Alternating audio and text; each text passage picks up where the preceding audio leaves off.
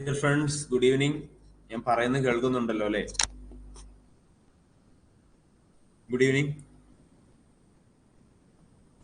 Okay, അപ്പൊ നിങ്ങള് RRB അതുപോലെ DME എക്സാമിനുള്ളവര് പഴയ വീഡിയോസ് തീർച്ചയായിട്ടും കാണുക കേട്ടോ. കാരണം DMEക്ക് ഒരുപാട് വീഡിയോസ് നേരത്തെ ചെയ്തിട്ടുണ്ട്. ആ വീഡിയോസ് ഒക്കെ വളരെ ഇമ്പോർട്ടന്റ് ആണ്. പഴയ വീഡിയോസ് എല്ലാം തീർച്ചയായിട്ടും കാണണം. RRB ആണെങ്കിലും കുറെ വീഡിയോസ് കഴിഞ്ഞു പോയിട്ടുണ്ട്. പഴയ വീഡിയോസ് എല്ലാം തീർച്ചയായിട്ടും കാണണം. ഓക്കെ, അപ്പൊ നമുക്ക് ഏകദേശം 6 പേര് വന്നിട്ടുണ്ട്. ഞാൻ പറയുന്നത് കേൾക്കുന്നുണ്ടല്ലോ അല്ലെ? 6 പേര് വന്നിട്ടുണ്ട്. 7, 8 പേരായി. So dear friends, can you here me? ഞാൻ വിചാരിക്കുന്നു നിങ്ങൾക്ക് കാണാമെന്ന് അല്ലേ? ഓക്കെ, എസ് ആഷ എസ് എന്ന് കമന്റ് ചെയ്തിട്ടുണ്ട്. ജിബി ജോർജ്, നീതു, നിമിഷ, ശുഭ, എല്ലാവരും ഒരുപക്ഷെ RRBക്ക് വേണ്ടി ഉള്ളവരായിരിക്കും കൂടുതലെന്ന് വിശ്വസിക്കുന്നു. RRB 2 എഴുതുന്നവരുണ്ടാവും അല്ലേ? ഓക്കെ, യെസ്, ഷാനി, ജിബി, ദിവ്യ. ഓക്കെ, ഞാൻ എന്തായാലും സ്ക്രീൻ ഷെയർ ചെയ്യാം. ഇന്ന് നമ്മൾ അഡ്മിനിസ്ട്രേഷന്റെ 3rd ഇമ്പോർട്ടന്റ് പാർട്ടാണ്.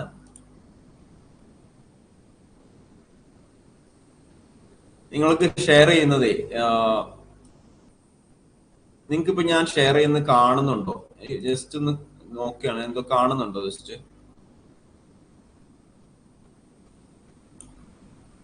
കാണുന്നുണ്ടെങ്കിൽ എസ് എന്നൊന്ന് കമന്റ് ചെയ്യോ. ഞാൻ ആ വിൻഡോ മാത്രമാണ് ഷെയർ ചെയ്തത്. വിൻഡോ മാത്രമാണ് ഷെയർ ചെയ്തത്. നിങ്ങൾക്ക് കാണുന്നുണ്ടെങ്കിൽ ഒന്ന് കമന്റ് ചെയ്യാവോ? ഇല്ലെങ്കിൽ ഞാനത് മാറ്റി എൻ്റെ സ്ക്രീൻ പ്രസന്റ് ചെയ്യാം.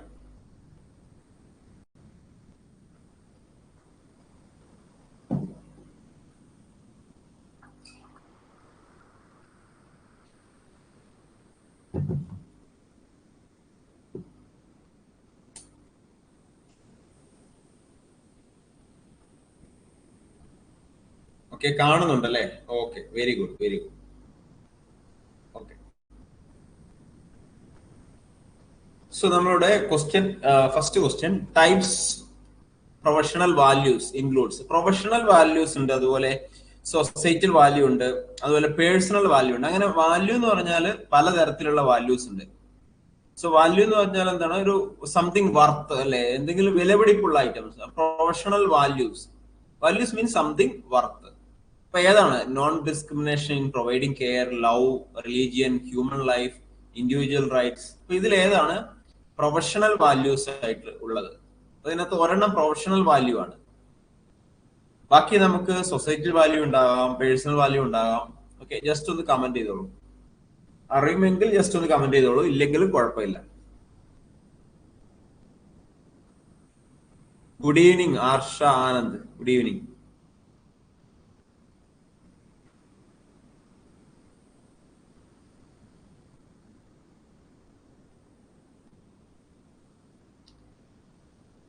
Okay,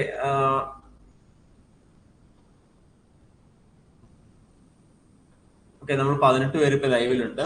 so types of professional values എന്ന് പറഞ്ഞാൽ എന്താണ്? ഇതിനകത്ത് പ്രൊഫഷണൽ എന്ന് പറഞ്ഞാൽ എന്താണ് ഉദ്ദേശിക്കുന്നത്? So what is what the question is related to profession, professional. Good evening Ranish, Parvati, good evening. Anyway, ഞാൻ പറയാം. ഇതിന്റെ കറക്റ്റ് ആൻസർ ഓപ്ഷൻ എ ആണ്, non discrimination in providing care. അപ്പൊ നമ്മള് കെയർ കൊടുക്കും, നഴ്സസ് ആർ പ്രൊവൈഡിങ് കെയർ അല്ലെ. So we don't want to discriminate the patient അല്ലെ, according to their religion, race, color. We don't want to discriminate any patients alle.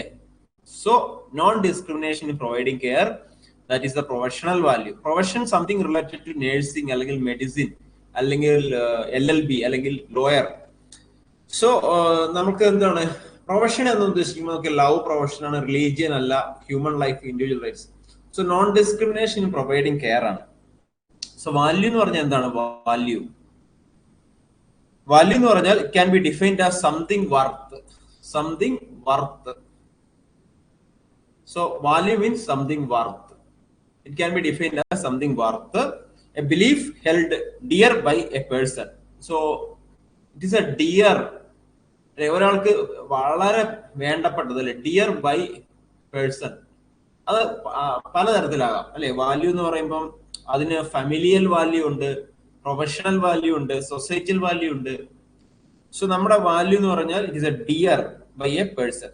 The example of values is peace, truth and freedom. So what is love? Love is coming under personal value. Love is coming under personal value. And religion is coming under personal value. Religion is coming under personal value. Human life is coming under societal value. ചിലപ്പോൾ അങ്ങനെ ചോദിക്കാം. Individual rights coming under societal value. Okay, ആ personal വാല്യൂവിൽ വേറെ ഉണ്ട്, personal വാല്യൂസിൽ വേറെ ഉണ്ട്. ഏതൊക്കെയാണെന്നറിയോ?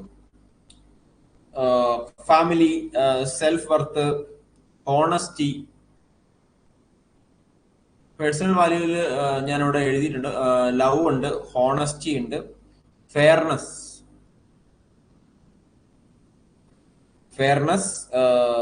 സെൻസ് ഓഫ് ഹ്യൂമർ, സേഫ്റ്റി ഉണ്ട്, ഹ്യൂമർ ഉണ്ട്, ഹ്യൂമർ തമാശ അല്ലെ, ഹ്യൂമർ ഉണ്ട്. അതുപോലെ മണി, പീസ് സമാധാനം, ട്രാവൽ. ഇതൊക്കെ എന്ന് പറഞ്ഞാല് പേഴ്സണൽ വാല്യൂ ആണ്. So that is personal value. Societal value എന്ന് പറഞ്ഞാൽ എന്തൊക്കെയാണ്? സൊസൈറ്റൽ വാല്യൂ എക്സാമ്പിൾസ്, നമുക്ക് കുറച്ച് എക്സാമ്പിൾ പറയാം. Individual rights, human life, autonomy, freedom is coming under societal value. And democracy, നമ്മളൊക്കെ വോട്ടവകാശം വിനിയോഗിക്കാറില്ലേ? Democracy, health, equal opportunity, that is coming under societal value. Wealth, education.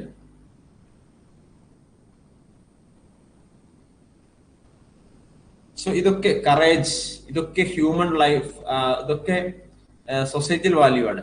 Okay, ഇനി പ്രൊഫഷണൽ വാല്യൂ ഞാൻ പറഞ്ഞു ആദ്യം.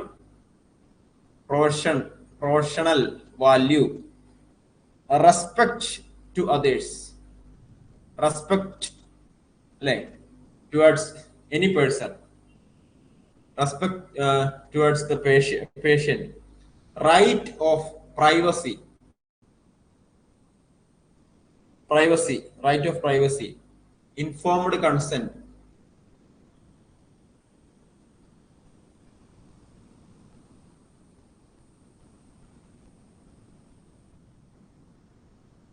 സ്ക്രീൻ വിസിബിൾ അല്ലേ? ഓ, ഞാൻ പറയുന്നത് കേൾക്കുന്നുണ്ടല്ലേ? ഓക്കെ, ഞാൻ സ്ക്രീൻ വിസിബിൾ അല്ലേ? ഞാൻ ഇപ്പോഴാണ് അറിഞ്ഞ. ഞാൻ ആദ്യം കാണുന്നുണ്ടെന്ന് വിചാരിച്ചപ്പോഴേ സ്ക്രീൻ വിസിബിൾ ആണെന്ന് കരുതി. കുഴപ്പമില്ല, ഞാൻ വേറൊരു രീതിയിൽ പ്രസന്റ് ചെയ്യാം, എന്റെ സ്ക്രീൻ പ്രസന്റ് ചെയ്യാം. എനിവേ, ഇപ്പൊ നിങ്ങൾക്ക് വിസിബിൾ ആണല്ലോ അല്ലെ? ആ രീതിയിൽ നിങ്ങൾക്ക് എന്തായാലും വിസിബിൾ ആവില്ല. ഇപ്പൊ വിസിബിൾ ആണോ? ഞാൻ എഴുതിയതൊക്കെ ഇപ്പൊ കാണാൻ പറ്റുന്നുണ്ടോ? ജോസ്മി ജിനോ, ഇപ്പൊ കാണാൻ പറ്റുന്നുണ്ടോ?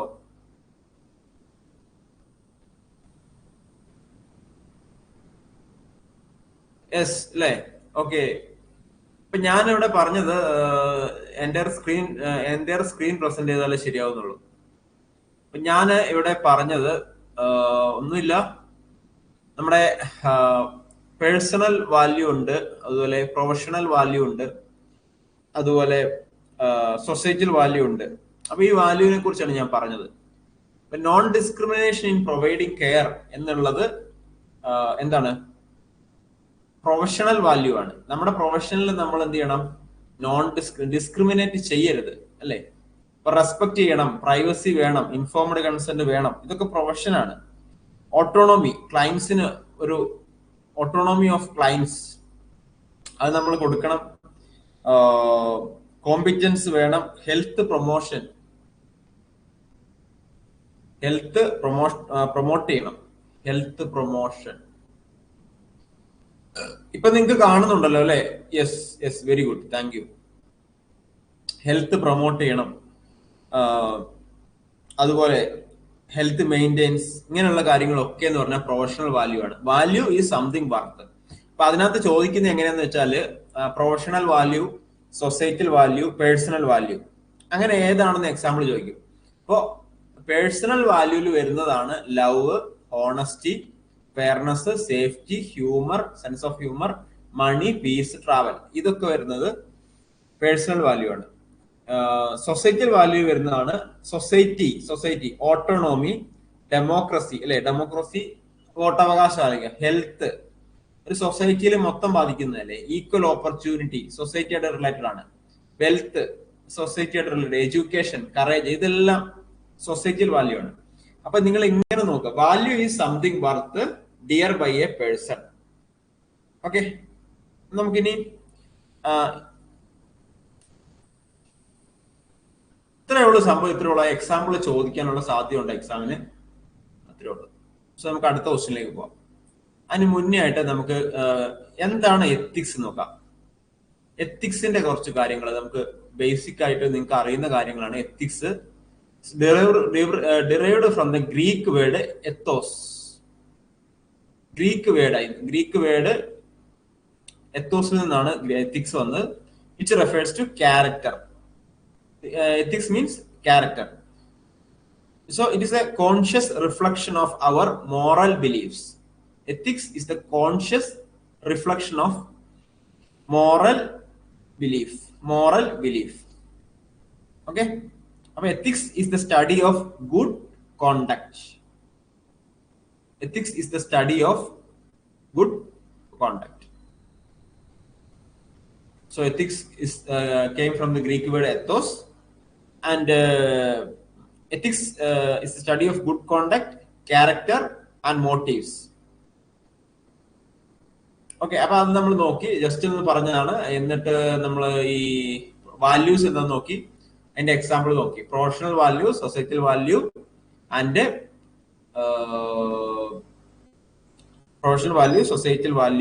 And personal value. സോ നമുക്ക് next question. Which theory focuses on an action cause happiness and pleasure, opposite action cause unhappiness? Beneficence, confidentiality, equality, utilitarianism. ഇതൊന്ന് ആൻസർ ചെയ്യാൻ നോക്കും. ജസ്റ്റ് ട്രൈ ചെയ്താൽ മതി, അറിയില്ലെങ്കിൽ കുഴപ്പമില്ല. അറിയില്ലെങ്കിൽ നിങ്ങൾ ആൻസർ ചെയ്യണ്ട.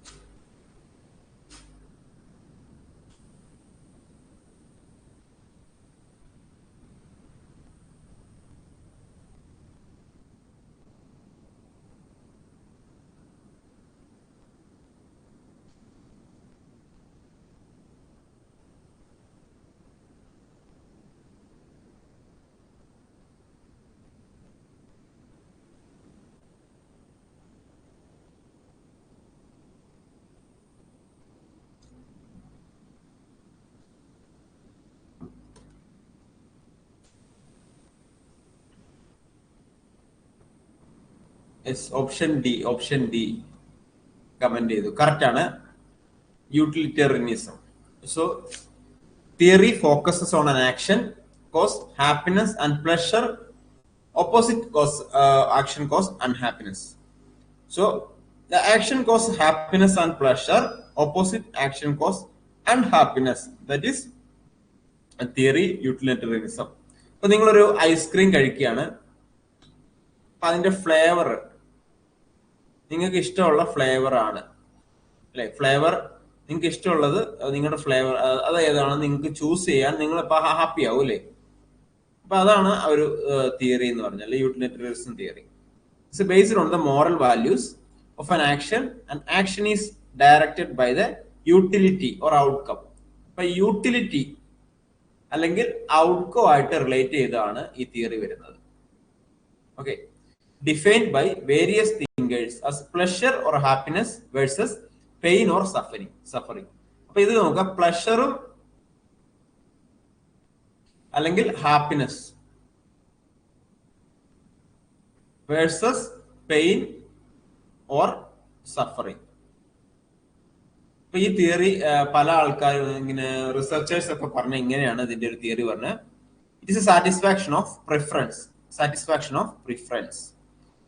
In act utilitarianism, a person performs the acts that benefit the most people. Okay, beneficence എന്ന് പറഞ്ഞാൽ എന്താണ്? Duty to do good. Duty to do good. So that is duty to do good individually and for others. So duty to do good. Confidentiality means duty to respect privacy. Respect privacy of others. Equality means duty to view all people equals അല്ലെ, all people equals. അത്രേ ഉള്ളൂ. അപ്പൊ ഇതൊക്കെ വരുന്നതെന്ന് പറഞ്ഞാല് principles based എത്തിക്സിന്റെ അണ്ടറിൽ വരുന്നതാണ്. അതിന് മുന്നേ നമ്മൾ നേരത്തെ എത്തിക്സിനെ പറ്റി നോക്കിയില്ലേ, എത്തിക്സിന്റെ കുറച്ച് ടൈപ്സ് ഓഫ് എത്തിക്സ് നോക്കാം.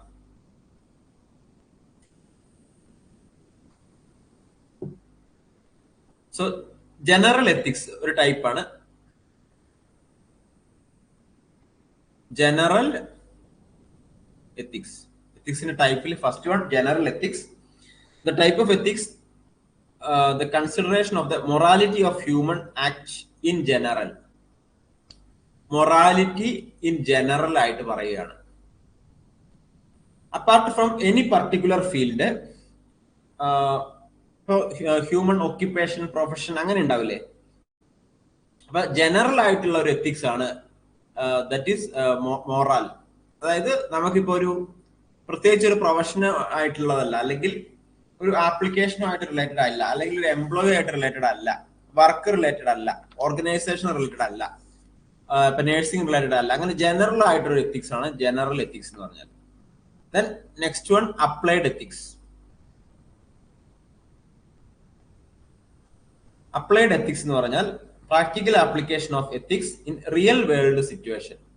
So practical application, practical application of ethics,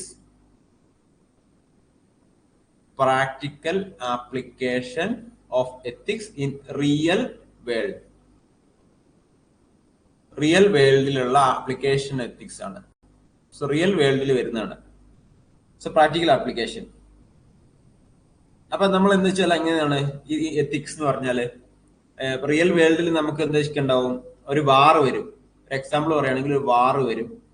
അപ്പൊ നമുക്ക് നമ്മുടെ എന്താണ്, നമ്മളിപ്പോ ഒരു പ്രൊഫഷൻ, നമ്മുടെ നേഴ്സിംഗ് ആണ്. അപ്പൊ നേഴ്സിംഗിലുള്ള ആ ഒരു ഡ്യൂട്ടി ടൈമിലുള്ള എത്തിക്സ് ആണ് അല്ലെ. അല്ലെങ്കിൽ medicine, journalism is an attempt to resolve these ethical issue. അപ്പൊ അവിടെയുള്ള എത്തിക്കൽ ഇഷ്യൂസിനെ റിസോൾവ് ചെയ്യുക. പ്രാക്ടിക്കലി നമുക്ക് കാണുന്ന എത്തിക്കൽ ഇഷ്യൂസിനെ റിസോൾവ് ചെയ്യുന്നതാണ് അപ്ലൈഡ് എത്തിക്സ്.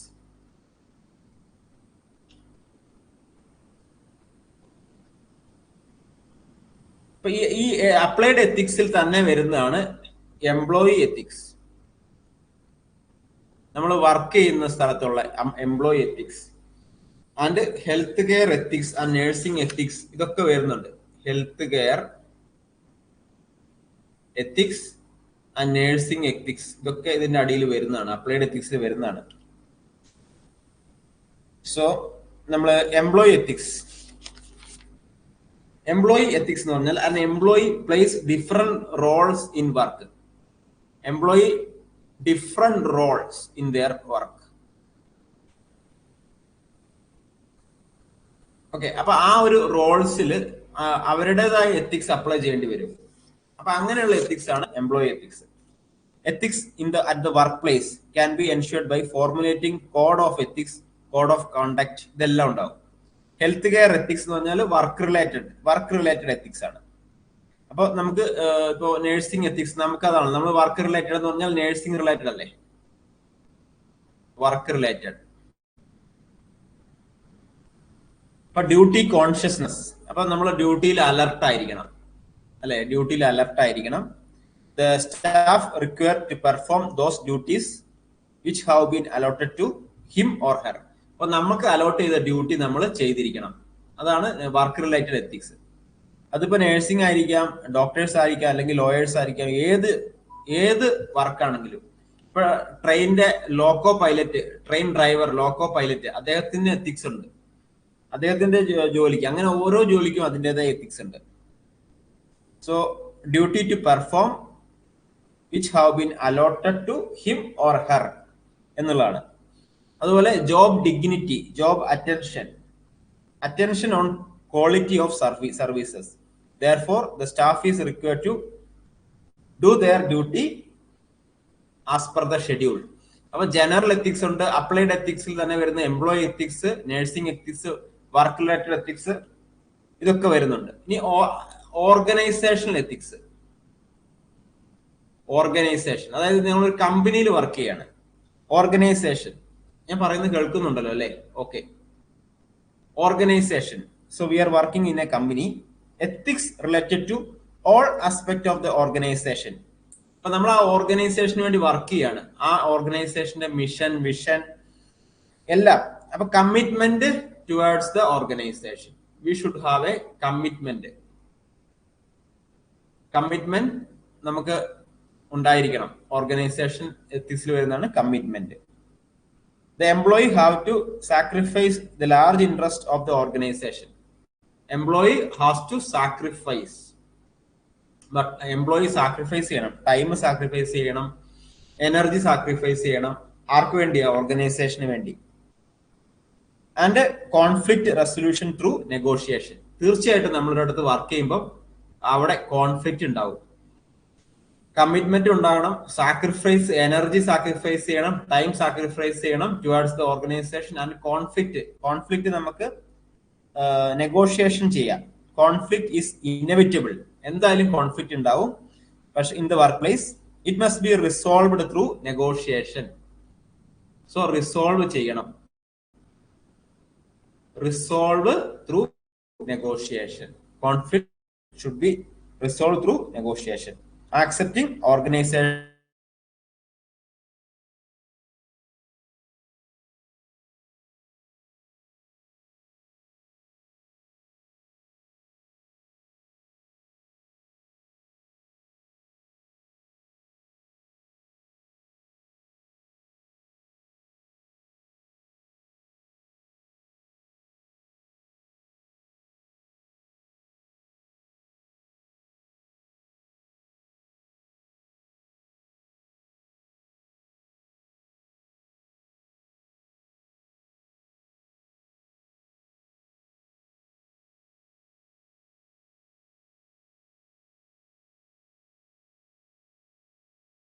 എത്തിക്സ്. ഇത് നമുക്ക് നിങ്ങൾക്ക് അറിയുന്ന കാര്യങ്ങൾ തന്നെയാണ്.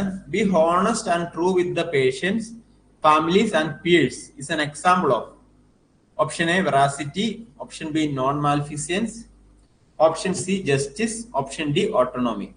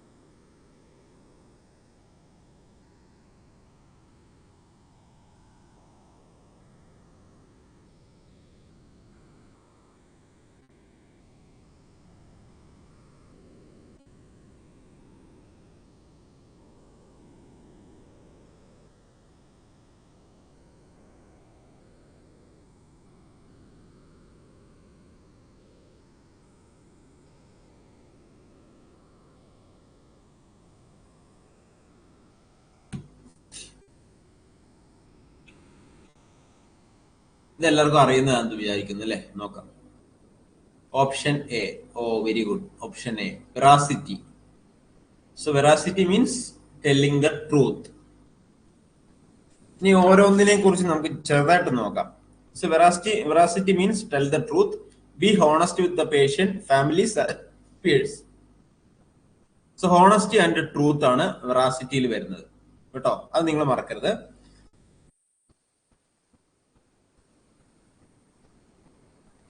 സോ നമ്മൾ ഹോസ്പിറ്റലാകുമ്പോൾ നമുക്ക് എന്തെങ്കിലും സേഫ്റ്റി ഹസാർഡ്സ് ഉണ്ടെങ്കിൽ, ഇപ്പൊ ബൈസ്റ്റാൻഡേഴ്സിനോ അല്ലെങ്കിൽ പേഷ്യൻസിനോ ഉണ്ടെങ്കിൽ സേഫ്റ്റി ഹസാർഡ്സ് ഇൻഫോം ചെയ്യണം. മെഡിസിൻ കറക്റ്റ് ആയിട്ട് അഡ്മിനിസ്റ്റർ ചെയ്യണം.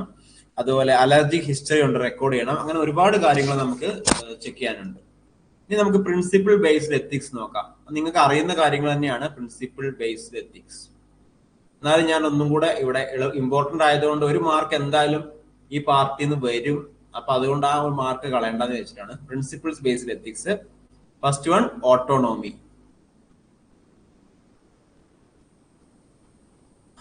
Autonomy, ability of registered nurse to take independent decision about patient care. So independent decision, ability of a registered nurse to take independent decision towards patient care, that is autonomy. Ability to think critically, ability to think critically, that is autonomy. Next one. അപ്പൊ autonomy തന്നെ വരുന്നുണ്ട്. People should have control over their lives and autonomy represents an agreement to respect another rights അല്ലെ? അപ്പോ പേഷ്യന്റിനുള്ള autonomy, the patient have the right make decision based on their own values. അപ്പൊ അവരുടെ ആ values അനുസരിച്ചിട്ടുള്ള decision എടുക്കാനുള്ള കഴിവ് പേഷ്യൻസിനും ഉണ്ട്, നേഴ്സിനും ഉണ്ട്. Every person have their own autonomy. ഇനി അടുത്തത് ഇൻഫോംഡ് കൺസെന്റ്.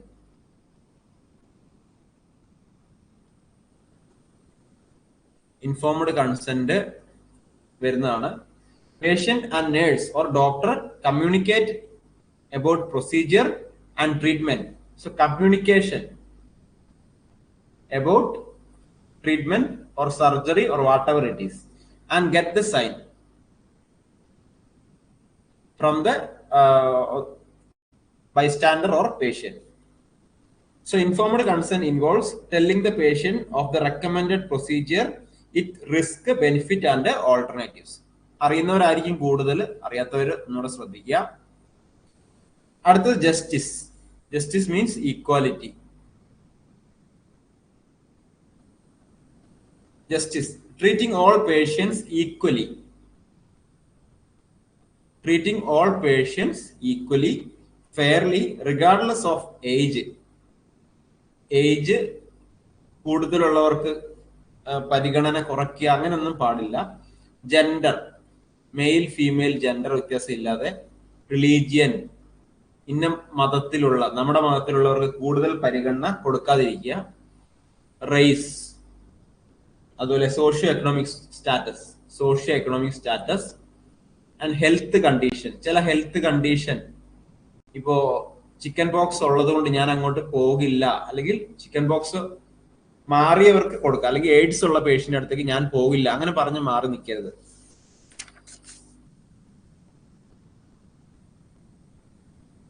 അടുത്തത്, so justice means fairness or equally in dealing with patient. So providing nursing care to all patients as per the priority. Priority അനുസരിച്ചാണ് നമ്മൾ ഈക്വാലിറ്റി കൊടുക്കേണ്ടത് അല്ലെ? Priority based on the client greatest risk. അപ്പൊ risk കൂടുതലുള്ള പേഷ്യൻസിന് ആദ്യം ട്രീറ്റ്മെന്റ് കൊടുക്കുക, എസ്പെഷ്യലി ട്രയേജില്. Beneficence, next one, beneficence. Beneficence means provide immediate care to most serious patient. അതായത് ഡു ഗുഡ് എന്നല്ലേ? അപ്പൊ provide immediate care to most serious care first. അത് ഈക്വാലിറ്റിയിൽ അങ്ങനെ വരുന്നുണ്ട്. എങ്കിലും നമ്മൾ മോസ്റ്റ് സീരിയസ് ആയിട്ടുള്ള പേഷ്യന്റിന് ആദ്യം കെയർ കൊടുക്കുക. Visit serious case. So what is good and avoid harm? Do what is good. Do good, avoid harm എന്നുള്ളതാണ് ബെനിഫിഷ്യൻസ്. അടുത്തത് നോൺ മാൽഫിഷ്യൻസ് അല്ലെങ്കിൽ നോ ഹാം എന്ന് പറയാം.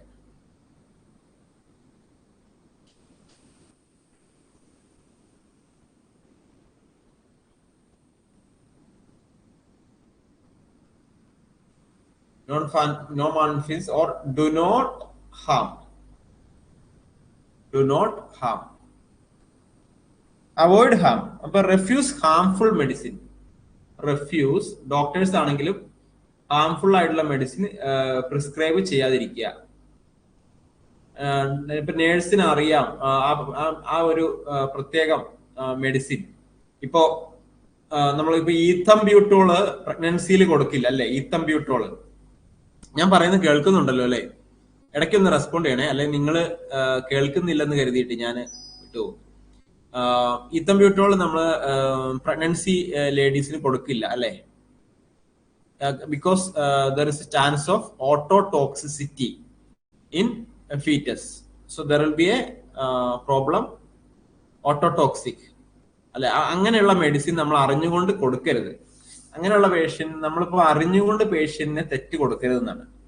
Do no harm, do not. ഇപ്പൊ DNR എന്ന് പറഞ്ഞാൽ എന്താ? ഡു നോട്ട് റെസിസിറ്റേറ്റ് അല്ലെ?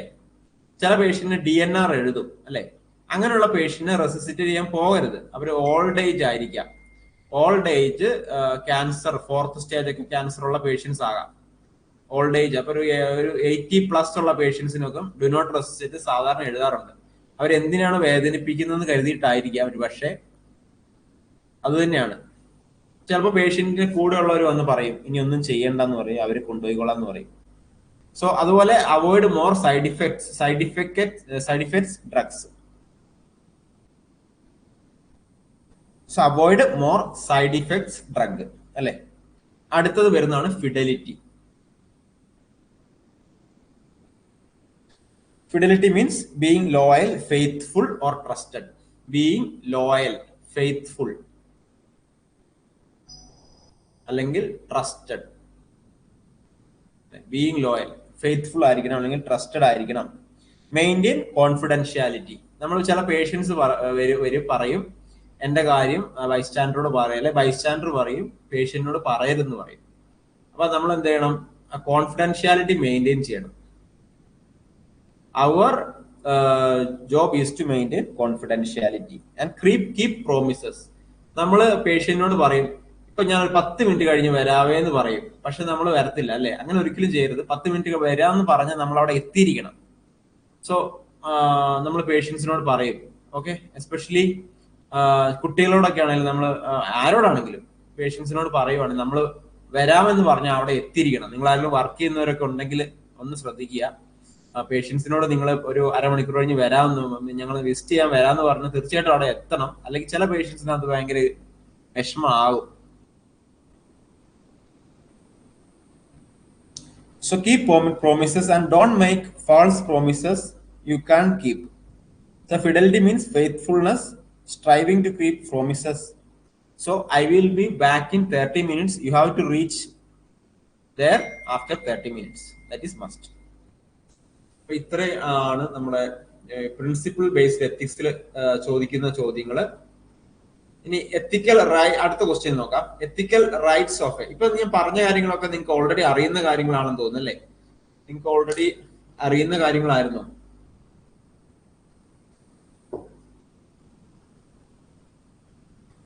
ആർക്കെങ്കിലും പുതിയ ഇൻഫർമേഷൻസ് കിട്ടിയോ? അതോ നിങ്ങൾ ഓൾറെഡി അറിയുന്ന കാര്യങ്ങളായിരുന്നോ? ജസ്റ്റ് ഒന്ന് കമന്റ് ചെയ്യണേ.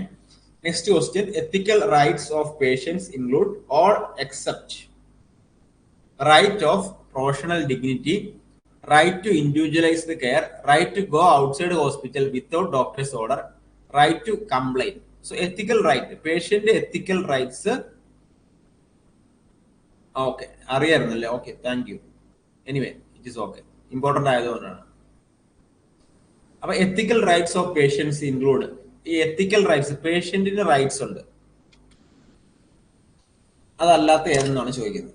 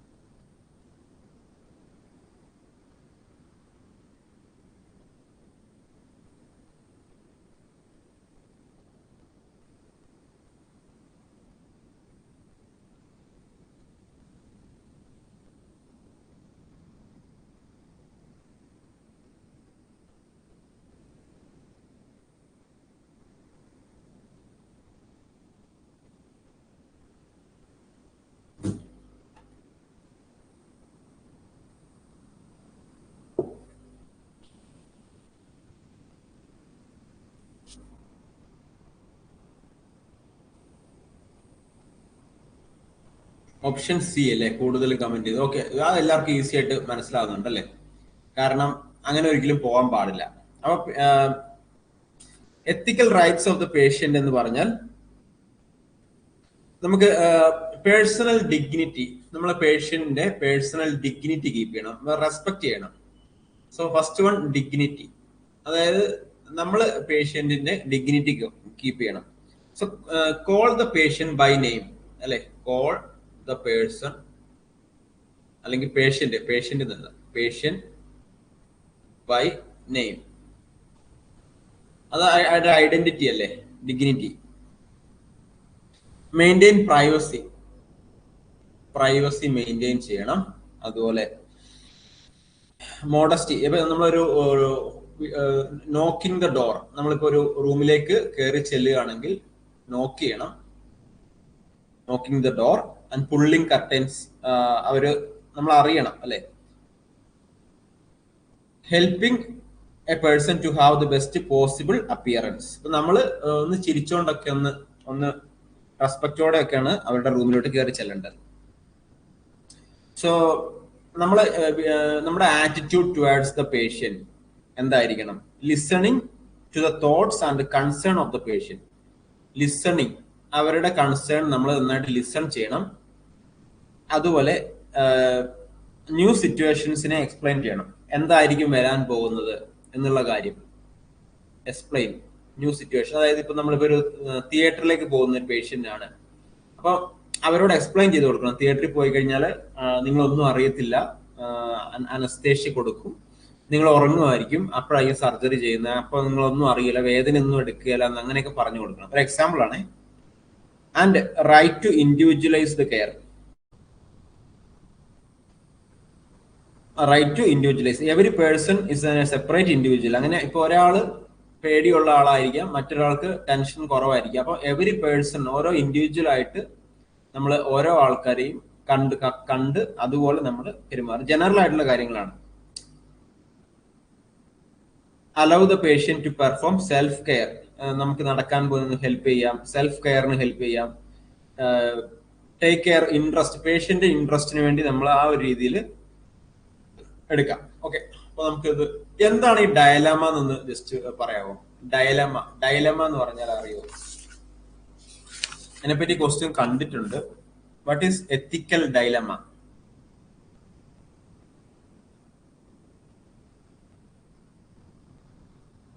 എത്തിക്കൽ ഡയലമ ഒരു പ്രധാനമാണ്. When patient suffer from terrible disease or injury that ensures very little time before death, patient might decide to suspend specific treatment and resuscitation technique. Do not resuscitate. As hard as it is to respect one's wishes to give up fighting for their life, as a nurse you must comply with their wishes. അപ്പോ do not റെസിസിറ്റേറ്റ് പറയുകയും ചെയ്തു. പക്ഷെ നിങ്ങൾക്ക് medicine കൊടുക്കണം എന്നുണ്ടെങ്കിൽ നിങ്ങൾ എന്ത് ചെയ്യണം? അത് നമ്മൾ തമ്മിലൊരു നമുക്ക് നമ്മുടെ മനസ്സിന്റെ ഉള്ളിൽ ഉണ്ടാകുന്ന ഒരു dilemma. So choice must be make between two undesirable alternatives. What is dilemma? So you have to choose a choice. You have to take a choice. Choice must be make. ഒരു ചോയ്സ് നിങ്ങൾക്ക് ഉണ്ടാകണം between to undesirable alternatives. ഇപ്പൊ ചില patients blood transfusion ഒക്കെ ഇഷ്ടപ്പെടത്തില്ല അല്ലെ. ചില റിലീജിയനിൽപ്പെട്ട അല്ലെ ആൾക്കാർക്ക് മറ്റുള്ള ആൾക്കാരുടെ ബ്ലഡ് റിസീവ് ചെയ്യുന്നത് ഇഷ്ടമല്ല. പക്ഷെ പേഷ്യന്റിന് HB എത്രയാണ്? HB 7 ആണെന്ന് വിചാരിക്കുക, 7 ഉള്ളൂ. അപ്പം ബ്ലഡ് എന്തായാലും കൊടുക്കേണ്ടി വരും. അപ്പൊ അതൊരു ബ്ലഡ് കൊടുക്കുകയും വേണം. പക്ഷെ അവരുടെ ആ ഒരു ബിലീഫിനെ അത് തമ്മിലുള്ള ഒരു we have to take a decision. അല്ലെങ്കിൽ നമ്മൾ അവരെ ഒന്ന് മനസ്സിലാക്കാൻ വേണ്ടി നമ്മൾ അവർക്ക്, അതാണ് ഡൈലമ എന്ന് പറഞ്ഞാൽ. So some patients never receive a vaccine. അല്ലെ, വാക്സിൻ റിസീവ് ചെയ്യാൻ വേണ്ടി താല്പര്യം ഉണ്ടാവില്ല. പക്ഷെ to prevent a further disease in future we have to inject vaccine. അപ്പൊ അത് തമ്മിലുള്ള ഒരു ഡൈലമയാണ്. So it is a crisis. Amrita correct ആണ്, ഇറ്റ്സ് എ ക്രൈസിസ്. ഞാനിത് പിന്നെ നിങ്ങൾക്ക് ഷെയർ ചെയ്യാം കേട്ടോ. ഇനി കുറച്ചും കൂടെ 1-2 ക്വസ്റ്റ്യൻ കൂടെ ഉണ്ട് ഇമ്പോർട്ടന്റ് ആയിട്ടുള്ള, നിങ്ങൾക്ക് ഷെയർ ചെയ്യാം, ഇന്ന് തന്നെ ഷെയർ ചെയ്യാം. In an organization dash is the time that elapses issuing replenishment order and receiving the material in stores. Replenishment time, lead time, idle time, overtime.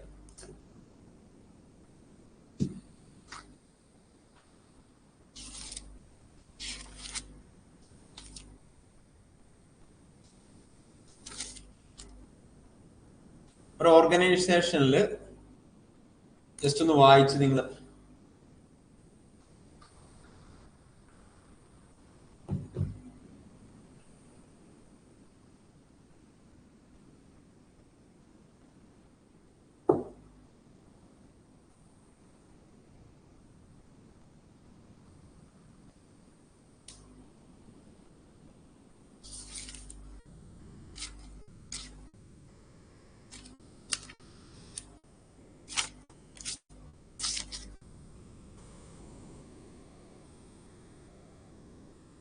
റിപ്ലെനിഷ്മെന്റ് order എന്ന് പറഞ്ഞാൽ പർച്ചേസ് ഓർഡർ ആണ് കേട്ടോ. പർച്ചേസ് ഓർഡർ ആണ് റിപ്ലെനിഷ്മെന്റ് order.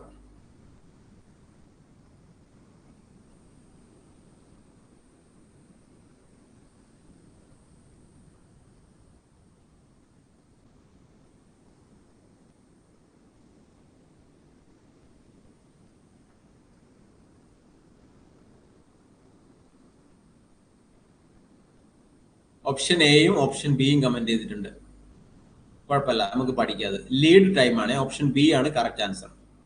അപ്പൊ lead time എന്ന് പറഞ്ഞാൽ in inventory management it's the time between placing an order and receiving products. ഇപ്പൊ lead time എന്ന് പറഞ്ഞാൽ നിങ്ങൾ ഒരു ഇൻവെന്ററി, ഒരു മാനേജ്മെന്റ്, നമ്മൾ ഒരു പർച്ചേസിങ് ഓർഡർ കൊടുക്കുവാണ്. സ്റ്റോറിലേക്ക് നമ്മളൊരു പർച്ചേസ് ചെയ്യാനുള്ള ഓർഡർ കൊടുത്തു. ഓർഡർ കൊടുത്തിട്ട് ആ ഓർഡർ റിസീവ് ചെയ്യാൻ, പ്രൊഡക്ട്സ് റിസീവ് ചെയ്യുന്ന ടൈമാണ് പ്രൊഡക്ട്സ് റിസീവ്ഡ്.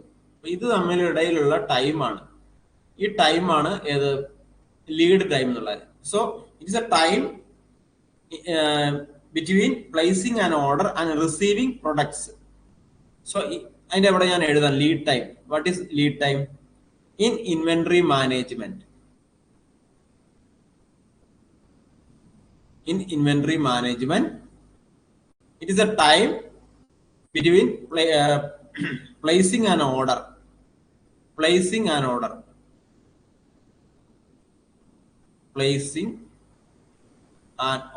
Order നമ്മൾ കൊടുത്തു, അതിന്റെ റിക്വസിഷൻ കൊടുത്തു. Between placing an order and receiving products.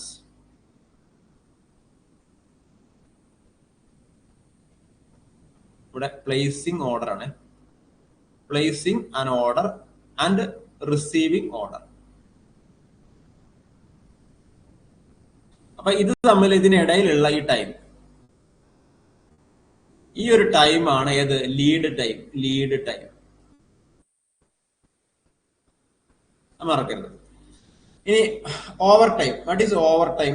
Time taken to negotiate purchasing team and find better deal.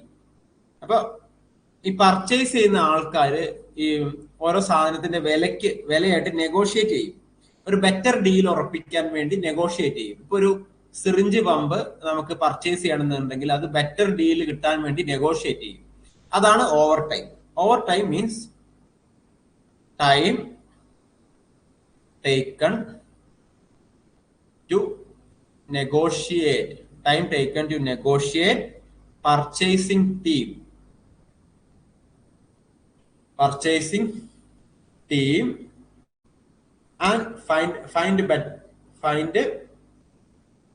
better deal. Time taken to negotiate purchasing team for find better deal. ഈ ideal time എന്ന് പറഞ്ഞാൽ നമ്മളൊരു സാധനം purchase ചെയ്തു, പക്ഷെ അത് നമ്മൾ ഇല്ല, അത് ഉപയോഗിക്കുന്ന വരെയുള്ള സമയമാണ് ഐഡിയൽ ടൈം. അപ്പൊ നമ്മള് purchasing is done, but purchasing is done. Purchase ചെയ്തു, യൂസിന് വേണ്ടി, ഉപയോഗിക്കാൻ വേണ്ടി നമ്മൾ പർച്ചേസ് ചെയ്തു, പക്ഷെ ബട്ട് നോട്ട് പ്രൊഡക്റ്റീവ് അല്ലെങ്കിൽ നോട്ട് യൂസ്. അപ്പൊ നമ്മളൊരു സിറിഞ്ച് പമ്പ് മേടിച്ചു, പക്ഷെ നമ്മൾ ഉപയോഗിക്കാതെ വെച്ചു. അതാണ് ആ ടൈമാണ് ഐഡിയൽ ടൈം. അപ്പൊ വണ്ടിയൊക്കെ നമ്മൾ ജസ്റ്റ് സ്റ്റാർട്ടാക്കി ഇടത്തില്ല. അപ്പൊ അതിനെ ഐഡിയൽ എന്നാണ് വിളിക്കുക. ഐഡിയൽ സ്റ്റാർട്ടാക്കി ഇടുക എന്ന് പറയും. അതായത് വണ്ടി സ്റ്റാർട്ടാക്കുകയും ചെയ്തു, ഓടുന്നുമില്ല. അതൊരു ടൈമാണ് ഐഡിയൽ. അത് തന്നെയാണ് പർച്ചേസിങ് ചെയ്തു, പക്ഷെ നമ്മൾ ഉപയോഗിച്ചില്ല. When employees are not productive but still being paid. എംപ്ലോയീസിന്റെ കാര്യം പറയുവാണെങ്കിൽ എംപ്ലോയീസ് എന്താണ്? ആർ നോട്ട് പ്രൊഡക്റ്റീവ് അല്ല. അതായത് അവര് ജോലി ചെയ്യുന്നില്ല, പക്ഷെ എന്താണ്, അവർക്ക് സാലറി സ്റ്റിൽ ബീയിങ് പെയ്ഡ്. അതാണ് ഐഡിയൽ ടൈം. ഓക്കെ. റിപ്ലനിഷ്മെന്റ് ടൈം എന്ന് പറഞ്ഞാൽ പർച്ചേസിങ് ടൈം ആണ് കേട്ടോ. റിപ്ലനിഷ്മെന്റ് ടൈം എന്ന് പറഞ്ഞാൽ പർച്ചേസിങ് ടൈം ആണ്. പർച്ചേസിങ് ടൈം അല്ലെങ്കിൽ റിപ്ലനിഷ്മെന്റ് ഓർഡർ എന്ന് പറഞ്ഞാൽ പർച്ചേസ് ഓർഡർ ആണ്. ഓക്കെ. അപ്പൊ ഇത് നിങ്ങൾക്ക് മനസ്സിലായോ? ഈ 4 കാര്യങ്ങൾ. ഇത് കുറച്ച് കോംപ്ലിക്കേറ്റഡ് ആയിരുന്നു. നിങ്ങൾക്ക് മനസ്സിലായില്ലേ ഇത്? ഓക്കെ. നമുക്കിനി last question. Rules, duties and responsibilities of employees are given in writing is in dash formal organization, B informal organization, C strategic organization, D matrix organization. Given in writing, rules, duties and responsibilities of employees are given in writing.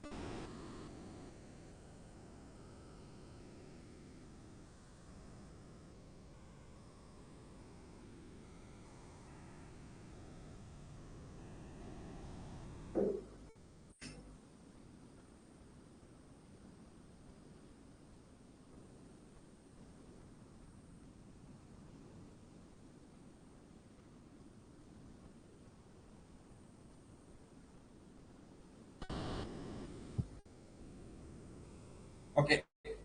മനസ്സിലായോ? ഇത് എഴുതി നോക്കട്ടെ. Responsibilities in റൈറ്റിംഗിലേക്ക് വരുമ്പോ എന്താണ്? Option A correct answer ആണ്. Formal organisation ആണ് കേട്ടോ. ഫോർമൽ ഓർഗനൈസേഷൻ ആണ്. So what is formal organisation? So in formal organisation there will be, ഇവിടെ ഞാൻ എഴുതാം, ഫോർമൽ ഓർഗനൈസേഷൻ നോക്കുവാണെങ്കിൽ എന്താണ്? Predefined policies, rules, schedules, procedures, programmes, ഇതെല്ലാം ഉണ്ടാവും. ഫോർമലിൽ എന്തുണ്ടാവും? പ്രീ-ഡിഫൈൻഡ് പോളിസീസ് ഉണ്ടാവും, അതുപോലെ റൂൾസ് ഉണ്ടാവും,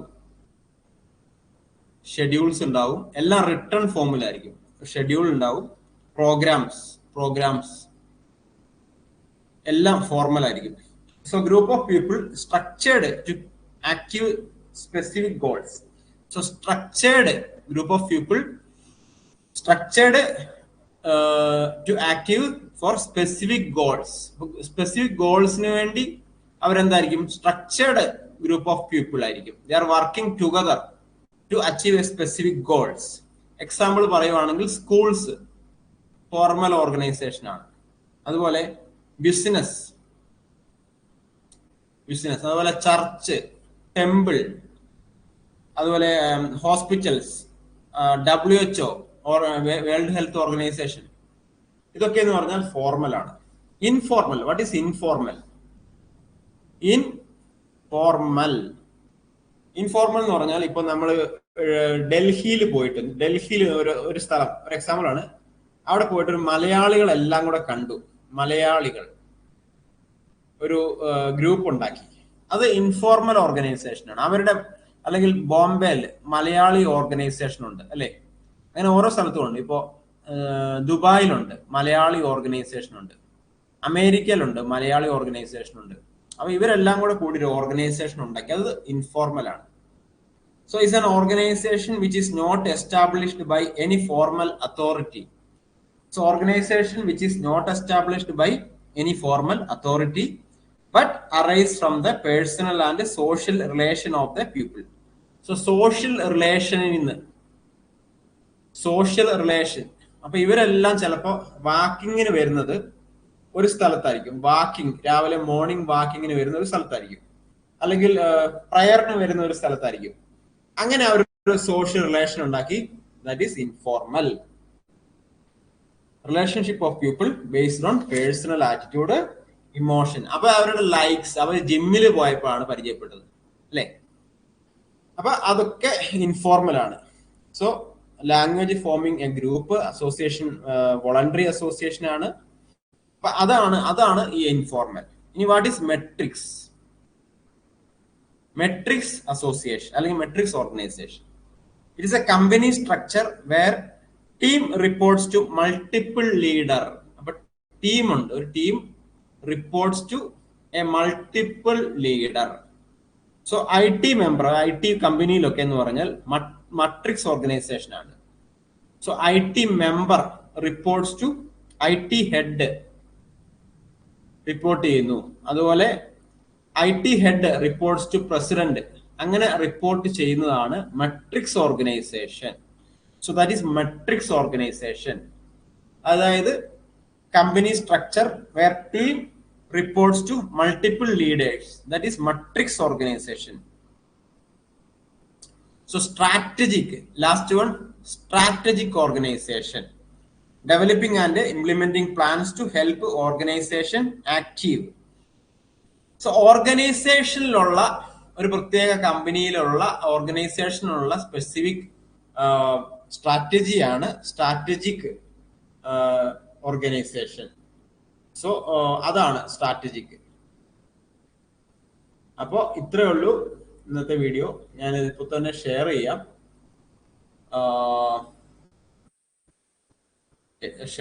നിങ്ങൾക്ക് കുറച്ച് മനസ്സിലായെന്ന് വിശ്വസിക്കുന്നു. ഏകദേശം നമ്മൾ 35 പേര് ഇപ്പോഴും ലൈവിലുണ്ട്.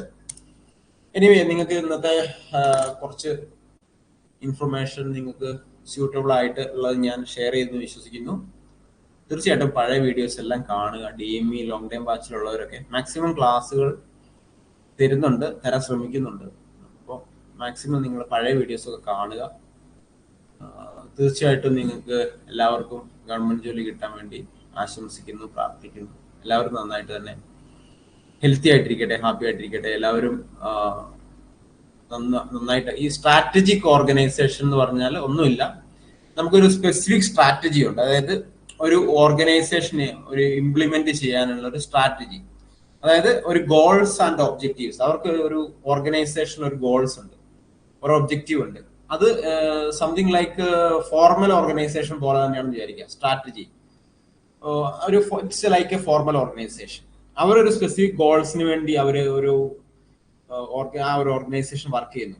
മിഷൻ ആൻഡ് വിഷൻ ഒക്കെ കണ്ടിട്ടില്ലേ ഹോസ്പിറ്റലിൽ? അപ്പൊ അവർക്കൊരു സ്ട്രാറ്റജി ഉണ്ട്, അതിനു വേണ്ടിയാണ് അവർ വർക്ക് ചെയ്യുന്നത്. ലൈക്ക് ഫോർമൽ ഓർഗനൈസേഷൻ, അത്രേ ഉള്ളൂ സ്ട്രാറ്റജി. ഓക്കെ, എന്നാൽ എല്ലാവരും നന്നായിട്ട് പഠിക്കുക. Thank you, all the best. Strategy മനസ്സിലായില്ലേ? അത്രേ ഉള്ളൂ സംഭവം. ഒരു to achieve a specific goals somebody work together in a group to achieve some new objectives or new goals അല്ലേ? അതാണ്. ഓക്കെ, സയന്റിസ്റ്റ് ഒക്കെ വർക്ക് ചെയ്യുന്നില്ല, ഒന്നിച്ച് ഗ്രൂപ്പ് ആയിട്ട് വർക്ക് ചെയ്യും. അപ്പൊ അവര് they must research something, so they must do together, they have to do some work to achieve a specific goal, a target. They have a target to get proper research. So that is strategy. Strategy ഉണ്ട്. അപ്പൊ നിങ്ങൾക്കത് മനസ്സിലാവുന്നുണ്ടല്ലോ അപ്പൊ ഇങ്ങനെയുള്ള കാര്യങ്ങളൊക്കെ. അപ്പൊ നിങ്ങൾക്ക് സ്പെഷ്യലായിട്ട് ഞാൻ ക്ലാസ് എടുത്തു തരാം. നന്നായിട്ട് പഠിക്കുക.